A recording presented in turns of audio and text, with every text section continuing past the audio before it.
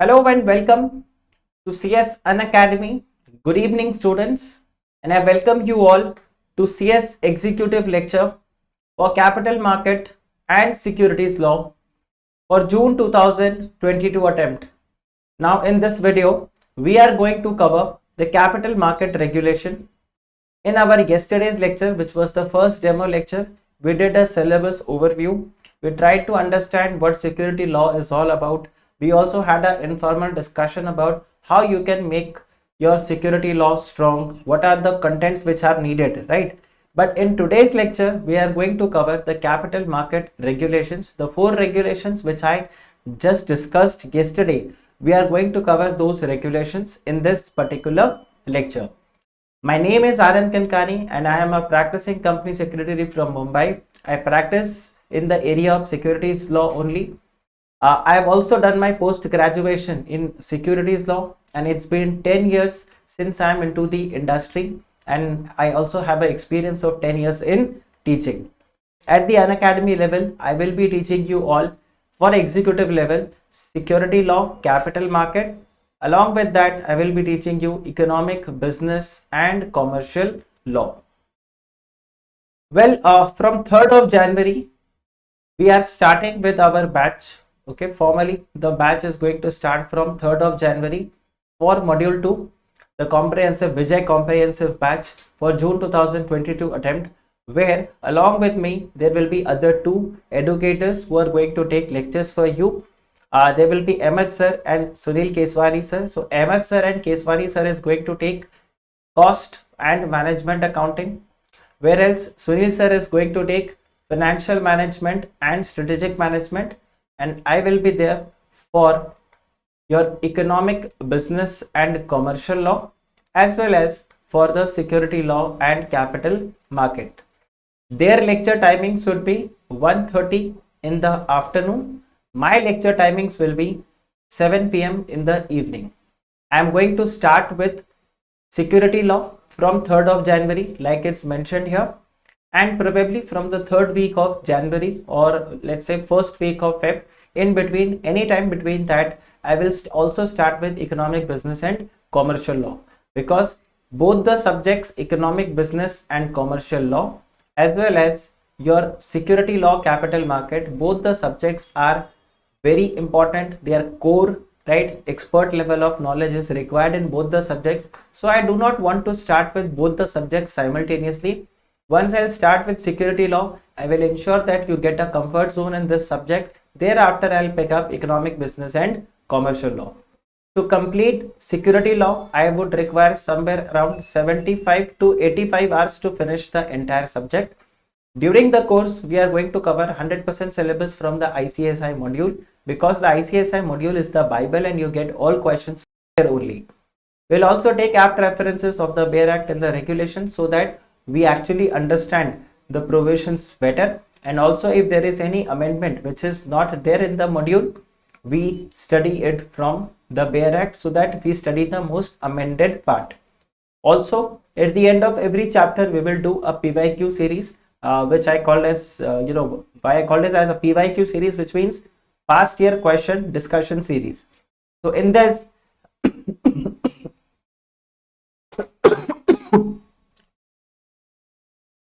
sorry.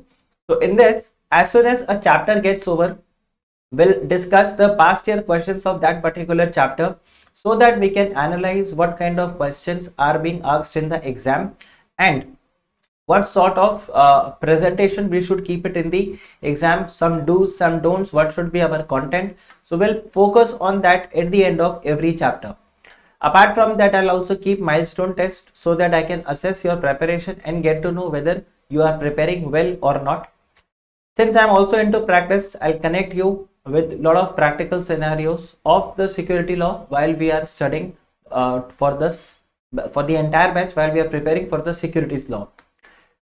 Personalized doubt session, unlimited views and unlimited support till the exam. This is the benefit of the plus subscription that you take at the Unacademy platform. So I would suggest to go for the plus course at the Unacademy for security law and capital market. But for that, you'll have to use the code CSAK. because the moment you use the code CSAK, the prices are going to fall and you will get an additional 10% discount.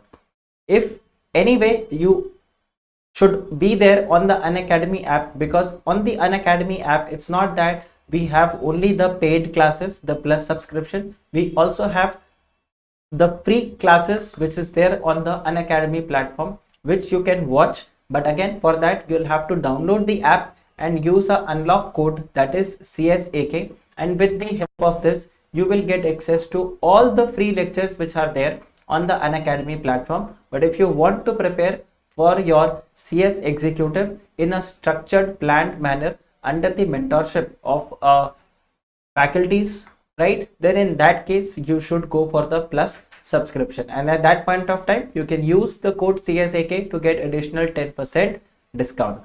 Now the benefits of plus subscription, like I already mentioned, it's one subscription, and with this one subscription you get unlimited access and you can have a real-time interaction with the educators here. Hi Pratik, good evening, right? You get real-time interaction with the educators, so you need not just put your doubts on the chat section. You can have your doubts, we can have as a orally, you can ask your doubt. Your doubts would be audible to all other students across India who will be there at that Unacademy Plus platform. So this way you'll be able to clear your doubts immediately in the class itself. There will be limited students, and even if you miss a particular lecture, or let's say you want to revise any particular lecture, in that case you can download those videos, put your mobile phone on the flight mode, and then you can watch them offline also. So there are multiple benefits if you join the plus platform. The prices are like this. You have multiple subscription models which are given. So let's say you are preparing for next year June, okay, so for June 2022 attempt you can go for this 6 months course, and if you are preparing for December 2022, then in that case you can prepare for this 12 months course. You can go for this 12 months course, but again at the same time, the moment you use the code CSAK, the prices are going to fall and you can save your hard earned money. You need not even pay this amount, you will get additional 10% discount on this. Now moving ahead, in the description box you'll find this link. So if you click on this link, you will immediately get the Unacademy app downloaded in your mobile phone. At that point of time, just use the code CSAK. So like I mentioned, you will be able to get the access of all the free lectures which are there on the Unacademy platform, plus you will also get the plus subscription if you subscribe. So then to join the Telegram channel, you again have the link here, so that you can stay updated with all the notifications which Unacademy comes up for all of you, not just for my subject or for module 2, but for entire CS executive. If you haven't subscribed the channel, please subscribe this particular channel and also press the bell icon to stay updated with all the videos that you are there. Moving ahead, the link I have already sent in the Telegram channel. So security law, capital market, yesterday we discussed about the syllabus, and now today we are going to study about the legal framework, right, and the capital market rules which are there, okay, the regulatory framework. So just understand, one you have Securities Contract Regulation Act 1956, one you have Sebi Act 1992, then you have Depositories Act 1996. So these three are the core security law which are there. Apart from this, you also have Companies Act 2013, right? So before we just get into the structure of all these things, yesterday I also mentioned you that you have the act which is made by the parliament, and then in the act itself you will find rules, right, which is made by the ministry, and then you will get regulations, okay, which are made by the regulator, okay. So you have this particular structure. Now we are going to study what are the different capital market regulations. So when I say capital market regulations, first let's just understand what is capital market. So you have something called as the financial market, FM. There is something called as the financial market. Now what is financial market? Financial market is a place where the household earnings, okay, so basically the savings meets the investments. The savings needs the investments. It's basically there are household savings which have, or these people they have the money, okay, but they don't have the investment opportunity. And then you have the business houses here who have the business idea, who have the business opportunity, but they don't have the money. So here consensus ad idem happens, okay, and in the financial market they exchange money, and once this money is being invested in a particular business, they earn profit, and this profit is then again distributed in the form of dividends, interest, or surplus distribution. In whatever form this is given to these household savings. So this way everyone makes money. So when I talk about the financial market is basically a place where the money gets exchanged, okay. Now this financial market is bifurcated into two categories, because the business houses do not need money for the same duration. Some business houses may require money for short duration, and some of them may require money for a longer duration. So financial market is further bifurcated into two categories. One is called as the capital market, the other is called as the money market. Now money market, so I'll just write here money, and here I'll write capital, okay. So money market is basically your short-term market where the funds are being raised for short-term period, and in case of capital market the funds are being raised for the long-term period. So that's the capital market, and in the capital market you will find further two subcategories. One is called as the securities market, and the other is called as other forms of borrowing. The other forms of borrowings. Now when I say securities market, okay, now security market has again got two further bifurcations. So one is called as the primary market, and the other is called as the secondary market. So this is called as the secondary market, and this is called as the primary market. Now how does the four regulations come into picture? We will understand this in a very quick way. So first of all, you see the company gets incorporated in the Companies Act. The first and foremost regulation that comes into picture is the Companies Act 2013. Now what is the role of Companies Act 2013? In Companies Act 2013, the company gets incorporated, okay. In the Companies Act itself, okay, the company also issues the shares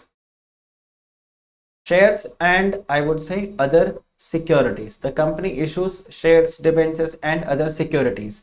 It's again in the Companies Act only, the company also comes up with a public issue, right? The moment company comes up with a public issue, here is when the securities law comes into picture. Before that, the securities law will not make any difference. Why? Because the company is unlisted. So once the company decides to come up with a public issue, this company becomes a listed company, and once it becomes a listed company, the securities law comes into picture.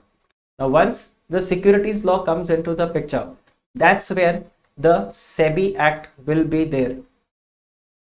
So just go and check the Companies Act, okay, just go and check the Companies Act. You will have section 24.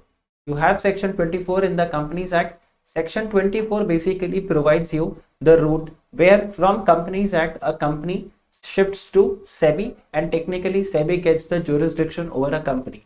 Otherwise, if you see, a company gets incorporated in the Companies Act, so everything should be governed by the Companies Act. Why and how some other act will have the power over a company, okay.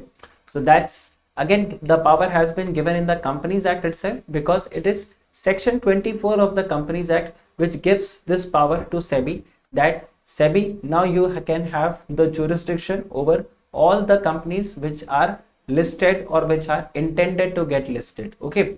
So here is where the second act, that is the Sebi Act, that comes into the picture. Now when I say Sebi Act, that's the core security law area. Now what's the role of Sebi Act? Sebi Act is basically it's for the promotion, okay. Sebi Act is for the promotion and the development of the securities market. Their objective is to promote and develop the securities market. Apart from that, SEBI has got another jurisdiction, that is investor protection.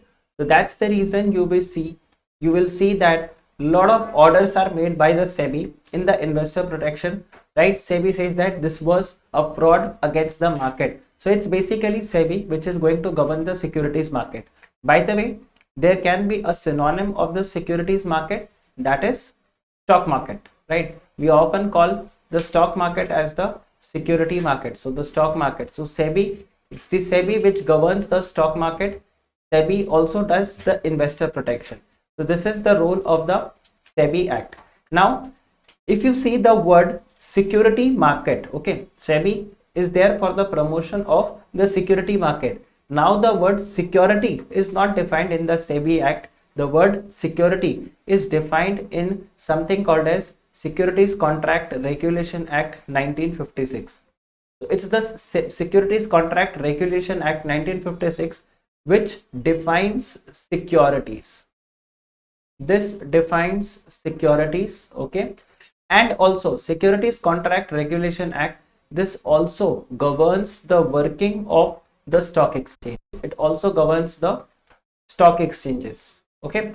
Now you have the Securities Contract Regulation Act 1956 which defines the security, the word security.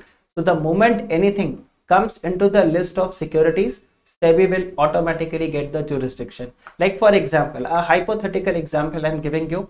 Let's say government wants right now bitcoins, okay, the cryptocurrencies are unregulated. Let's say government wants that the cryptos should be regulated and the cryptos should be regulated by SEBI. So what government will have to do? Government will amend the Securities Contract Regulation Act, and in that they are going to add the definition of crypto in the definition of securities. They would say security also includes cryptocurrency. Now the moment cryptocurrency is defined as a security and under the Securities Contract Regulation Act 1956, that's where SEBI will also get the jurisdiction. So the market where bitcoins and all other cryptocurrencies would be sold, traded, exchanged, bought, in that case sorry, that will be called as the security market, and automatically SEBI will get the jurisdiction over this securities market, right? So this is the importance of the Securities Contract Regulation Act, because this is the one act which defines what a security is, and it also governs the stock exchanges. I hope till now it is clear to all of you. Pratik, I can see your name in the comment section, so I can ask you. Others, if you are there, you can again write a yes or no if this part is clear to all of you. Can you connect all the thread? The Companies Act, it incorporates the company, it's the mummy, right? It's the mother act under which the company gets incorporated. Thereafter the company grows bigger, it raises money, it intends to get listed, it gets listed, and that's where Sebi Act comes into picture. Now it is the Sebi Act which has a jurisdiction over this particular listed company. The objective of Sebi Act is for the promotion and development of the securities market. However, the word securities market is not defined anywhere. Hence, we have the securities, okay, the securities which is defined in the Securities Contract Regulation Act. So this law is very, very important because the entire security market, security law, everything comes from this definition of securities. And also it's the Securities Contract Regulation Act which governs the stock exchanges, the working of the stock exchanges. Okay, so Pratik has said yes. And next is you have the Depositories Act. Okay, the next law is the Depositories Act. Now what is the role of the Depositories Act? So Depositories Act 1996, this basically enables the electric or dematerialization of the securities. So you have all the securities like the shares and the debentures, everything. So these can be in two forms. So earlier it used to be only in the physical form. Okay, earlier it used to be only in the physical form, and now the securities can also be in the electronic form. This electronic form is often called as the demat form or the dematerialized form. Now the securities in the dematerialized form, okay, this is again due to the Depositories Act, because under the Depositories Act a depository is being set up. Okay, rather in India you have two depositories right now. You have NSDL and you have CDSL. So two depositories are there which have actually enabled the conversion of securities from the physical form to the electronic form. So this is how the Depositories Act again plays a crucial role here when it comes to the securities law. So you need to understand how the thread is being made. You have the Companies Act. From the Companies Act you go to Sebi, okay, or you can say from the Companies Act the company issues securities. The company issues securities, and from here, so SCRA comes into picture, and that point of time these securities are issued in the dematerialized form. So that's where the Depositories Act comes into picture, and of course Sebi gets the jurisdiction. So it's the Sebi Act 1992. So this was one of the short video which I wanted to make for all of you, and this is 2013. Now of course in the Companies Act you will have rules, you will have lot of rules, plus you will have some of the regulations. SCRA, again you will have the rules, okay. Dematerialized, you will again have the regulations. Sebi, you will again have the regulations as well as the rules. So this is what is there throughout, okay.